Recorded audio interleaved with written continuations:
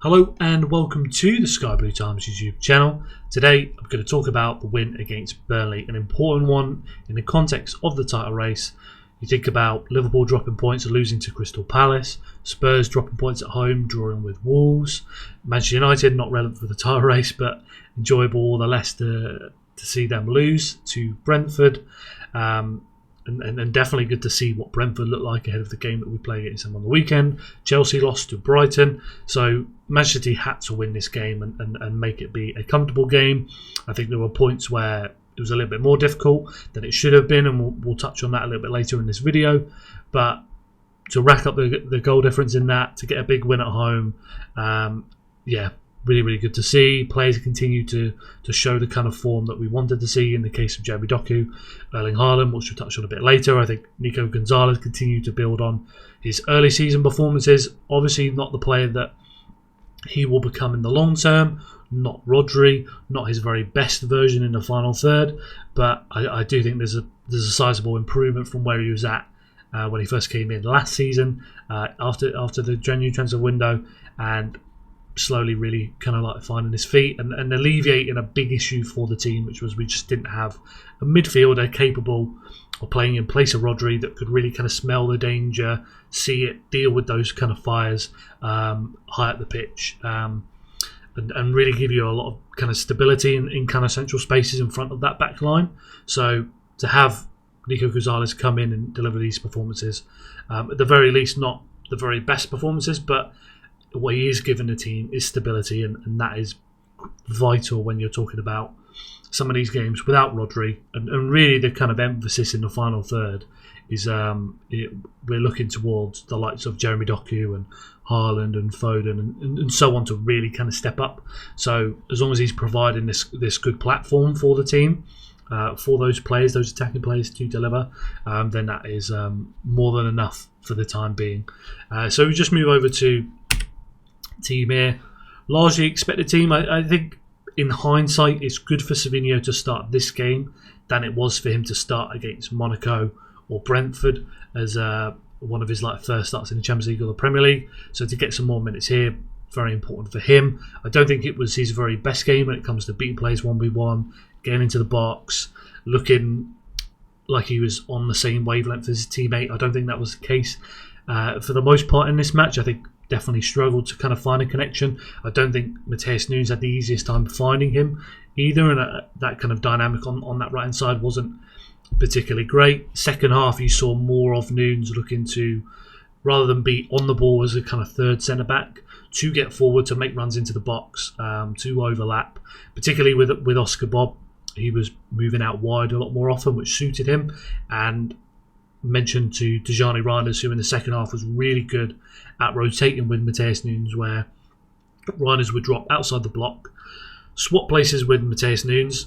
Nunes can then make his run into the box. City will switch over to Jeremy Doku on the far side, and then suddenly City have another player arriving into the box. And then when you're the midfielder, whether you're Luiz, Cullen, etc., you're going, right, who am I tracking? Am I tracking Reinders? Am I tracking Matheus Nunes? So just that kind of rotation gives that decision to the Burnley midfielders, makes it a bit more confusing, as well as get more players into the box, which when we look at last season from Manchester City, when we're talking about all the kind of defensive issues, one big problem was just not having enough players in the box, which I'll touch on a little bit later with Erling Haaland, that helping him out. So yeah, to see that kind of commitment to make players arrive, really, really good. Continuation of that relationship between Jeremy Doku and Nico O'Reilly on that left-hand side. They know when to hold width. I think O'Reilly does a really good job of making runs through the half space, really kind of powerful, driving with the ball or off the ball, making runs ahead, pulling a player with him to give Jeremy Doku an option to play a pass to, or to pull a player so then there's space for Jeremy Doku to move inside. Really, really good, just disrupting the opposition that has sat in that back five. Phil Foden in the middle, Nico is a number 6, Vardy Diaz partnership again. I think Matheus Nunes, we can touch on a goal a little bit later on. I think I've already mentioned with that kind of dynamic on the right hand side wasn't the very best, and he's not somebody that's, if you notice when it comes to the kind of back passes to Donnarumma, to Diaz. He can be a little bit uncomfortable in those situations, which reminds me of the areas that we saw from him last season. Likes to kind of really wrap his foot around the ball and use his right foot, not use his left foot, so then it can make it a little bit awkward. So I think that was kind of like the main point of the issue, and Guardiola did talk about that period, the final 20 minutes of the first half, not being very good.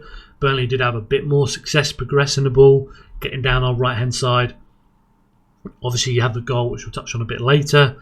And I think City struggled to really kind of progress the ball between the lines. A little bit like we saw in the Huddersfield match in the first half, where getting the ball into the final third was fine, but then finding those plays between the lines and having those passes in front definitely needed to improve. And I think you saw that from Nico Gonzalez, similar to the Huddersfield match, getting more on the ball at the base of the midfield from the centre-backs, turning quickly and playing those balls into the likes of Foden rather than Foden dropping out, Reinders dropping out all the time.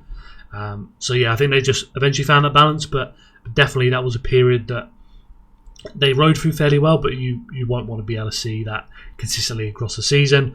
But then going into the second half to see that improvement, and I've got a touch map on Mateus Nunes to show you a little bit later, to see that role shift from Nunes. So rather than being sat deep outside the block, on the ball quite a lot, it's using his running capacity, getting into wide areas, getting into the box, suited Nunes a lot better. Worked a little bit better with Oscar Bob when he came on. And then that's why you saw in the second half a better version of Manchester City that was able to cut through Burnley. So we just move on. This is the first goal. They play it into Haaland. Haaland pops out, curls the ball round to Jeremy Doku on this side. Jeremy Doku then takes his run at Kyle Walker. You see Phil Foden here making his run into the box.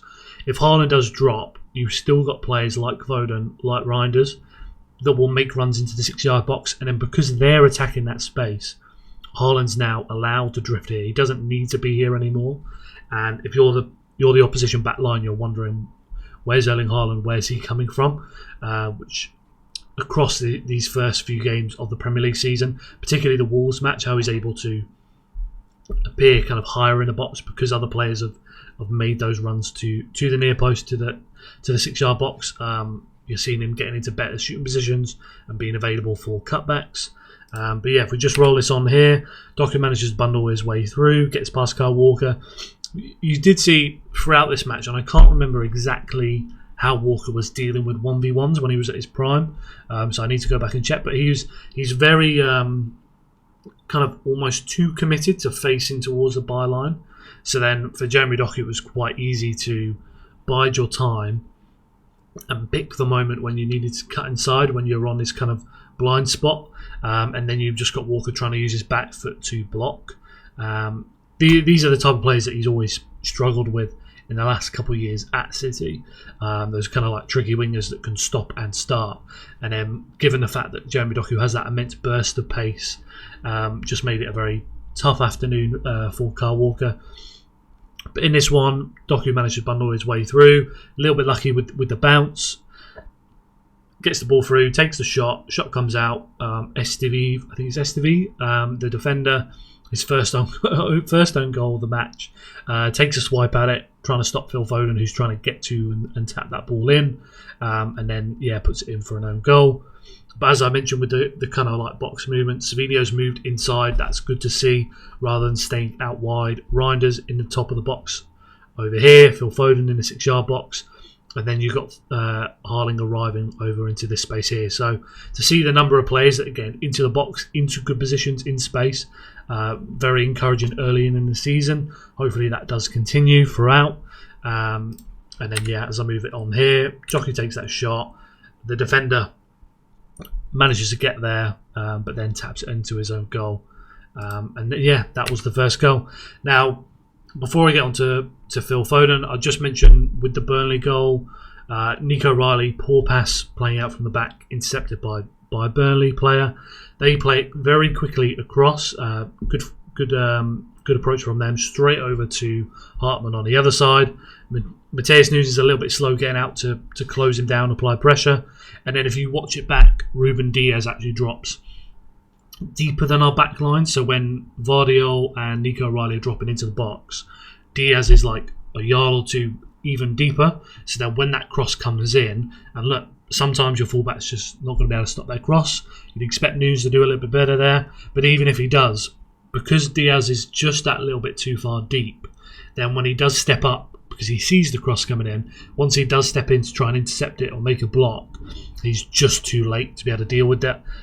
So yeah, Burnley getting in, 1-1, equalise, and it kind of felt, because that period was sloppy, then I think it's fair to say it felt like they would get a chance. Something was going to come at some point. I don't think I would say particularly they were creating lots and lots of chances to feel like it was inevitable they would score. But if you're going to be sloppy, particularly when we're talking about Manchester City, if you're going to be sloppy in periods, then there's always that chance that the opposition get a good opportunity to shoot and score, and they gave it up in this one. I've got Phil Foden's map up from the game. I don't think he was the player that was very decisive when it comes to goals and assists in this game. Obviously, the first goal we've just gone through, he was a part of that, and if the defender doesn't get a touch, Phil Foden's likely scoring that goal. But he was involved across the pitch when it comes to dropping deep, these kind of areas, to offer solutions in the build-up, getting back to win the ball over here, progressing the ball into the final third on either side, consistently taking corners, creating chances from corners as well, linking play through the middle of the pitch when he's receiving on a half turn and then playing out. You look at these passes here, very much Phil receiving it on a half turn and then playing it out to Savinho, to Bob, etc. on that side. And this is the kind of performance you'd want to see as his kind of like floor performance each week. So we're not always going to see Phil Foden scoring from the edge of the box and chipping balls over the top for Erling Haaland to score every single game. That's just not going to be the reality. That's just too far. That's just not an achievable level. But these kind of performances from Phil Foden, if he's doing this week in, week out, then Manchester City are always going to have a way to kind of create chances and smoothly move the ball around the opposition when they are sat so deep, and be able to create. So that was really, really good to see. This is Mateus Nunes, so this is his touch map from the first half. And then if I move it over after, so all of this kind of like that right centre back kind of alongside Ruben Diaz, not really pushing up too far, not really pushing out wide too much, just kind of sat in that pocket. Obviously lots of touches here from when Burnley were able to break a bit down that side, when he had to get back, when he was under pressure, having to take touches and play back passes. But then when we move it over to this one here, much more a player kind of holding the whip, freeing off Bob Savinho to move inside, and then also willing to get into the box to get touches. Obviously has a shot for his goal that we'll touch on in a minute, and that was the kind of main change from the first half to the second half, which just changed the dynamics for Manchester City. In possession, just moved a lot better the ball, and were able to create better chances on that. So yeah, if we move over to his goal here, you'll see Mateus Nunes on this spot here making his run into the box. He's already swapped with Reinders, so earlier in this passage of play, Reinders drops outside the opposition block, takes the ball, passes it across to Vardiol. Mateus Nunes then jumps up, starts making his run into the box, and then suddenly you look 1, 2, 3, 4, 5, and then Doku arriving. So Doku's coming in with 5 guys already trying to get into the box. He's got Vardiol, I believe that's Nico over there, trying to get onto the top of the box as well. So you look at the number of options that Jeremy Doku has. This is a big thing to remember when you're talking about the improvement that he's made this season, the form he has this season. It's many factors. It's lots of little improvements, small details that have taken time, rather than it's overnight, bang, he's suddenly this player. He was bad, now suddenly he's really, really good. It's just not the case. It's not how it works.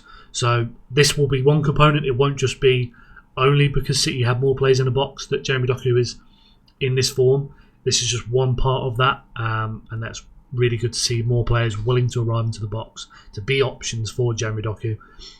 And so yeah, you see him touch straight out, driving forward, takes that quick burst of pace, so he's just got enough separation to be able to get a ball into the box, plays this pass across for Foden arriving into that space. O'Reilly's dragged the player deeper as he's made his run through the half space on that side. Ball into Phil Foden. He's able to receive in the box, turn, lays it off for Vardiol. If you remember the open training sessions, you would have seen quite often they were doing this drill where they were trying to work passes to the centre backs to be able to cross into the box inside the half space. So you saw John Stones do this a lot in. You think about the Wolves match, Spurs, Brighton, etc. There were different examples of him making these kind of crosses from the right half space. Vardiol as well, more than capable, as we see in this one. Lays it back to Vardiol, cross over to Erling Haaland at the back post. Matheus Nunes over here, who's made his way into the box. Savinho tucked inside. Haaland nets it down. Matheus Nunes is then there to volley it into the goal. That's 2-1, and I think Matheus Nunes has more than redeemed a little bit of a shaky few moments in that first half, or at least on the ball, with that goal. Really, really good worked goal from the team, moving it all the way across the pitch. And so, yeah, we'll move on to the third goal. Nico plays the ball into Jeremy Doku. You've seen he's moved inside. Nico O'Reilly over here, dragging a player with him. He's holding the width. Kyle Walker then has the decision to make. Do I follow Jeremy Doku inside into the kind of midfield spaces or not? So he decides to jump, but he's too far away. Doku takes a touch, finds Phil Foden. This is the example of what I'm talking about with Phil, where he's not the decisive guy scoring a goal, playing the final pass, but he's absolutely key in this move because Jeremy Doku plays it across and Phil will just so smoothly spin round and lay it off nicely over to Matheus Nunes on the other side if you watch. So plays it over, Phil, quick turn, and we'll play this pass here to Matheus Nunes. Much more comfortable either arriving into the box Nunes or providing a width in a position to be able to use his crossing ability. So Phil plays that pass over, and then Matheus Nunes plays this cross. Oscar Bob making a run into the box. So that kind of dynamic, Nunes be able to hold the width, move out wide, have the winger move inside like Oscar Bob does in this situation here. Much better dynamic on that right hand side in the second half. Defender with his second own goal in this match. I don't know if it looks like Bob gets a tiny touch, but again, defender trying to get a touch on it to stop the other player, ends up putting it in their own net, as you can see here. So Bob tries to get a touch on it here, but the defender manages to get the final touch that deflects it into the goal. And then that's 3-1 for Man City. Big moment. That kind of feels like the game is dead and they've got the 3 points and it's just about managing the final minutes of the game. But they still manage to score some more goals. So we move on to this one. Again, finding Jeremy Doku nice and wide. Good to see the body position looking to drive right into the goal rather than facing too much towards the byline. Already first touch out his feet and Walker's having to move quickly back. You've got Erling Haaland over here. If you notice how he's moved towards the back post, and throughout the games in the Premier League, Champions League, etc. this season, very interesting to watch Erling Haaland's movement. I'll have to do a video later in the season when I've got more examples of it, but you're just seeing a lot more kind of variety to his game, the way he's kind of, particularly when we're talking about playing it as a low block back five, just doing more stuff to make himself available, as well as then the team being willing to play those kind of balls, those crosses, etc. into the box for Erling Haaland. He's not staying right in the middle with another centre-back. He's often standing a couple yards off those centre-backs and giving them a decision to make of whether they need to jump up and stay tight or not. Obviously pulling out wide here, going towards the back post. Doku gets inside the box. As I mentioned with Walker at the start of the video, he's always in this game kind of facing too much towards the byline. So then if you're Jeremy Doku, you've got a really kind of obvious route to be able to beat him, which is just to look for, you're just trying to get him in his kind of blind spot and then cut onto your right foot, where Walker will have a tougher time reacting as quickly as Jeremy Doku, who's opened his body up facing and he's just shifting his weight over to his right foot, whereas Walker has to completely turn his body 180 from facing the byline to turning all the way around to be able to get a block in. So yeah, in this one, Jeremy Doku cuts onto his right foot, plays that cross here. You'll notice throughout this match with Jeremy Doku and Phil Foden, as well as with Reinders, they're always trying to get somebody into this space, arriving into it between the two of them, and Doku seems to always know that, looking to be able to play those passes. This time, Reinders is a little bit late, So when Doku does play that pass, instead it goes all the way through to Erling Haaland. But if Reinders is just a little bit earlier, then he's going to have a shot straight on straight on goal. It's really good position there. But yeah, so this ball goes all the way through to Erling Haaland, who managed to get his foot over it, so he's able to hit it into the ground and then into the goal. As you can see, play arriving into the box there. And then, yeah, that is, I think, second assist from Jeremy Doku to Erling Haaland of the season. I think that's as many, or if not more, than he's had over the first 2 seasons combined. Talk of the start of the season from Jeremy Doku about trying to find Erling Haaland in better positions, build that relationship in the box in the final third, and we've definitely seen it this season. He's definitely unlucky to not have more assists for Erling Haaland across those first 2 seasons, but when we're looking at these few matches at the start of this season, it's been really impressive to see the number of chances that he's managing to create for Haaland. And then, yeah, this is the final goal. Really, really bad mistake from Burnley with that back line. It just isn't flat. They didn't have any sort of clear communication of who's going to go for that aerial duel. So ball gets cleared. Ake then clears it back over the top. 2 Burnley players go for the same aerial duel. Kind of thing we might have seen from City last season, actually. But yeah, 2 players go for the same aerial duel. Erling Haaland does really well to just kind of drift in, ride his luck there. Look, 9 times out of 10 that doesn't happen. The ball doesn't land so perfectly for you, but you know that's the risk you take if you're Erling Haaland, to try and find yourself in that space at the right moment. And then, yeah, takes another touch. Goalie decides not to come all the way out, so he just pokes it round him on the left hand side. As we get here, goes around him on the left side, and then that's for Erling Haaland. That's 2 goals, 2 big goals for him. And yeah, City 5-1 up, big goal difference now. Really encouraging to see. This is the penalty box entries. As I mentioned, right hand side really wasn't the best dynamic, but when it come to getting into the box on the left hand side, Jeremy Doku had no issues. I think he had, if I remember right, 18 box entries himself. So when you're looking at total is 33 and 18, or it might be 19, but if 18 are all from Jeremy Doku, that really is pretty crazy. But yeah, as you can see, a combination of not just carries into the box, but also passes. So you can see these red passes across. So he's either looking to obviously beat his man and get in there. He's playing passes into Nico O'Reilly, who's making a run, so he's playing those passes in front. But then also you can see those passes horizontally across the box. So this kind of middle zone that he's trying to look into, which might be something that they've worked on in the lead up to this season and in training throughout the season, is this kind of zone here of, if I can get enough separation past my fullback there, if I've drawn 2 or 3 guys with me, then all I need to do if I'm Jeremy Doku is just get a yard of space in front of the fullback so I can fire that ball across. Or the other option is if I can pull him deep, cut onto my right foot, and then play that pass inside into that kind of like cutback zone there, just inside the box. But yeah, really, really good to see that from Jeremy Doku. This is just consistent performances where he's creating chances, beating players. Yeah, just all across the pitch, really, really good to see. This is all of his kind of actions across it, so you can see all the take-ons there. Against Kyle Walker, had a real difficult time. These are the passes that I just mentioned there about kind of halfway down the length of the box on the side, looking to fire those balls across. Yeah, really, really good to see. Keep saying that throughout the video.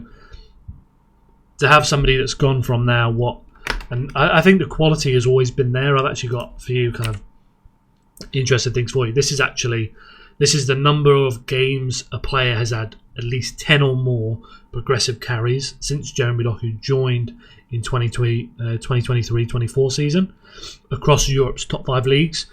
Jeremy Doku's 22 matches, Vinicius 9, Garnacho 7 there, Savinho 6. So it shows you the real kind of strength Jeremy Doku has to carry the ball and progress it. That he's shown over the last couple of years, not just this season.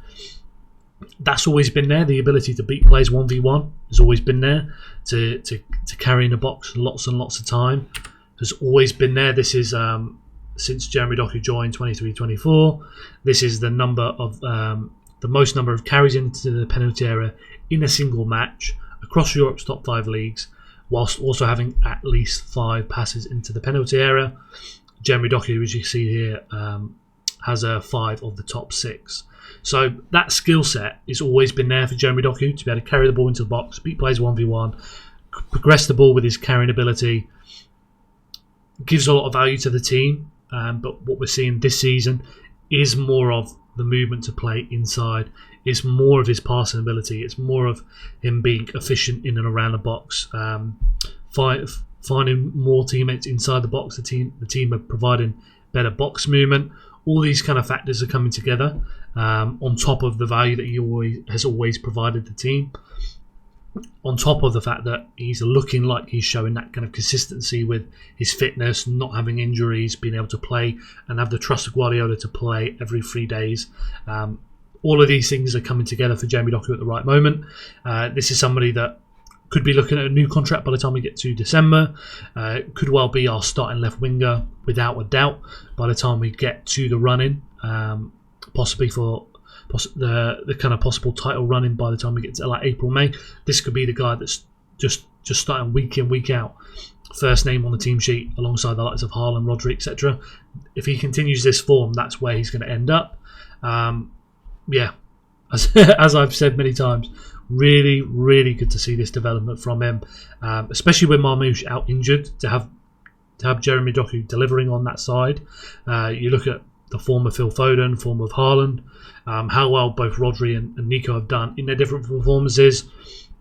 Nico O'Reilly, Gvardiol, Kusanov, Diaz, Donnarumma. Like there's a real kind of clear team there that is your starters, and then you've got different positions you're kind of working around. I think right wing is really quite an open one. I think Ryan has things he needs to develop on, but when you're looking at what that team could look like by the time we get to April, May, the one that's starting the kind of the run-in period, week in, week out, we have a much better idea of what that team is now, whereas I would say only a couple months ago I wouldn't have a clue exactly who was going to be there, whereas now I think 7 to 8 guys are quite locked on to be in that, and Jeremy Doku at the moment is one of those.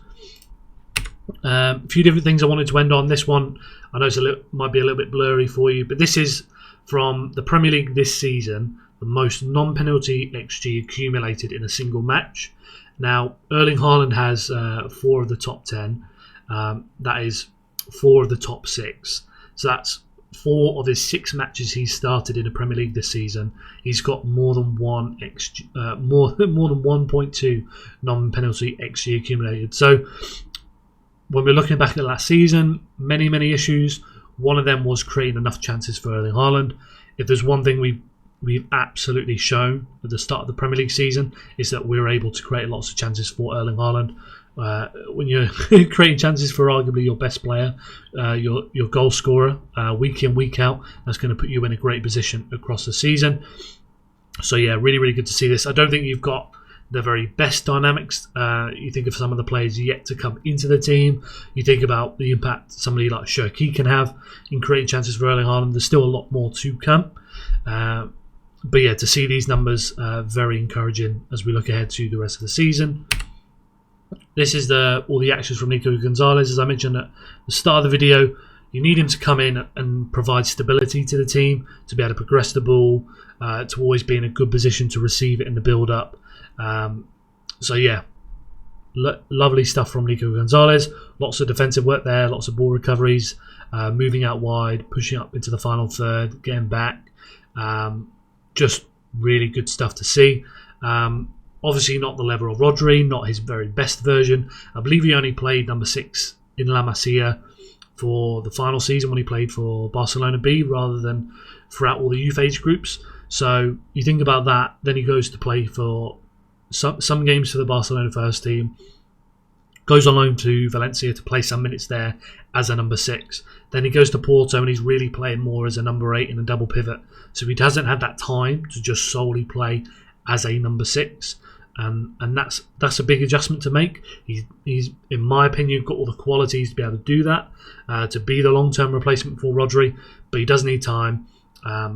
And I think the trajectory he's on is very promising, and I look forward to seeing how that pans out across the season, especially with this Rodri injury and him coming back from that. You've got the perfect situation for Nico to learn on a job, pick up minutes, learn from the very best right in front of him, have a kind of long-term look at where he could be the starter week in, week out for the team. So yeah, love to see it, and hopefully we see that continue over the course of the season. I think the main thing he needs to look to improve on is in that final third, showing for the ball more, being more quicker when he's receiving the ball, turning and then immediately playing the ball forward, mixing in more long passes to his game, switches out to the wingers, chip balls over the top. I think the final third is where you're looking for him to be a little bit more decisive on the ball. But the kind of like the hardest part, I would say, which is all the off-ball stuff, winning the ball high at the pitch and being in the right position. At least defensively, he does very, very well already. Obviously, Jules as well as some of the best players in the Premier League, and to have that compared to Gundogan, Kovacic, Bernardo, etc., playing in the kind of like number 6 role, big upgrade. So yeah, look forward to seeing how he moves across the season. That kind of brings me to the end of the video. Those are my kind of like general thoughts on everything across the match, the goals, performances, etc. There's definitely stuff I've missed. I think Nico O'Reilly, I could do a video on how well he's done. I think Josko Vardio has had an immense impact on the team with his ability on the ball. I think Donnarumma is really helping with the kind of confidence he breeds to the defence. So yeah, there's lots of players that would miss out on some praise, some talk in this video. Please let me know your thoughts on the match down below. Anything you think I missed out, anything you've got questions on, let me know in the comments. I'll jump in, reply, and we can have that discussion. Otherwise, please make sure you like the video to help support the channel. Make sure you subscribe so you don't miss out on the next video, and we'll be back with plenty more content this week.